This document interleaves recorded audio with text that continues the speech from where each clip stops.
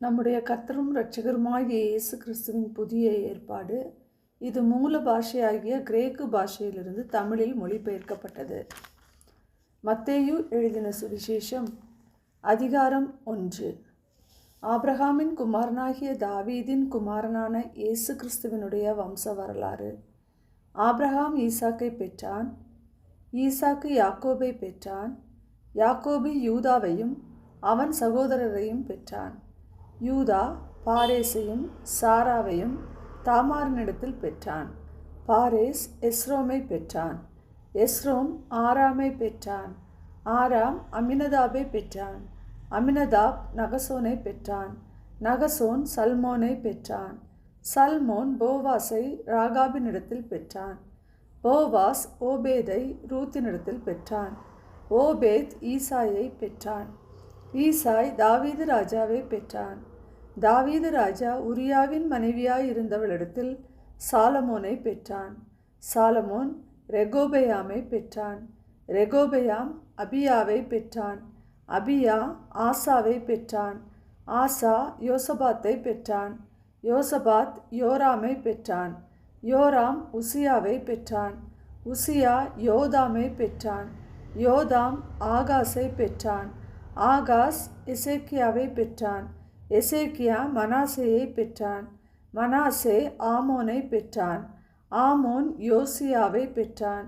பாபிலோனுக்கு சிறைப்பட்டு போகும் காலத்தில் யோசியா எகோனியாவையும் அவனுடைய சகோதரரையும் பெற்றான். பாபிலோனுக்கு சிறைப்பட்டு போன பின்பு எகோனியா சலாத்தியேலை பெற்றான். சலாத்தியேல் செரோபாபேலை பெற்றான். செரோபாபேல் அபியூதை பெற்றான். அபியூத் எலியாக்கீமை பெற்றான். எலியாக்கீம் ஆசோரை பெற்றான். ஆசோர் சாதோக்கை பெற்றான். சாதோக்கு ஆகீமை பெற்றான். ஆகீம் எலியூத்தை பெற்றான். எலியூத் எலெயாசரை பெற்றான். எலெயாசர் மாத்தானை பெற்றான். மாத்தான் யாக்கோபை பெற்றான். யாக்கோபு மரியாளுடைய புருஷனாகிய யோசேப்பை பெற்றான். அவளிடத்தில் கிறிஸ்து என்னப்படுகிற இயேசு பிறந்தார். இவ்விதமாய் உண்டான தலைமுறைகள் எல்லாம் ஆபிரகாம் முதல் தாவீது வரைக்கும் 14 தலைமுறைகளும், தாவீது முதல் பாபிலோனுக்கு சிறைப்பட்டு போன காலம் வரைக்கும் 14 தலைமுறைகளும், பாபிலோனுக்கு சிறைப்பட்டு போன காலம் முதல் கிறிஸ்து வரைக்கும் 14 தலைமுறைகளுமாம். இயேசு கிறிஸ்துவனுடைய ஜனனத்தின் விவரமாவது, அவருடைய தாயாகிய மரியாள் யோசேப்புக்கு நியமிக்கப்பட்டிருக்கையில் அவர்கள் கூடி வரும் முன்னே அவள் பரிசுத்த ஆவியினாலே கர்ப்பவதியானாள் என்று காணப்பட்டது. அவள் புருஷனாகிய யோசேப்பு நீதிமானாயிருந்து அவளை அவமானப்படுத்த மனதில்லாமல் இரகசியமாய் அவளை தள்ளிவிட யோசனையாயிருந்தான். அவன் இப்படி சிந்தித்து கொண்டிருக்கையில் கர்த்தருடைய தூதன் சொப்பனத்தில் அவனுக்கு காணப்பட்டு, தாவீதின் குமாரனாகிய யோசேப்பே, உன் மனைவியாகிய மரியாளை சேர்த்து கொள்ள ஐயப்படாதே.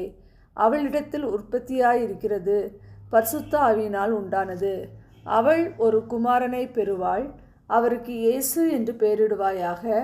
ஏனெனில் அவர் தமது ஜனங்களின் பாவங்களை நீக்கி அவர்களை ரட்சிப்பார் என்றான். தீர்க்கதரிசியின் மூலமாய் கர்த்தராலே உரைக்கப்பட்டது நிறைவேறும்படி இதெல்லாம் நடந்தது. அவன், இதோ ஒரு கன்னிகை கர்ப்பவதியாகி ஒரு குமாரனை பெறுவாள். அவருக்கு இம்மானுவேல் என்று பெயரிடுவார்கள் என்று சொன்னான்.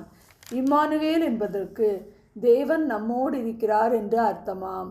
யோசேப்பு நித்திரை தெளிந்து எழுந்து கர்த்தருடைய தூதன் தனக்கு கட்டளையிட்டபடியே தன் மனைவியை சேர்த்து கொண்டு, அவள் தன் முதற்பேரான குமாரனை பெருமளவும் அவளை அறியாதிருந்து அவருக்கு இயேசு என்று பெயரிட்டான்.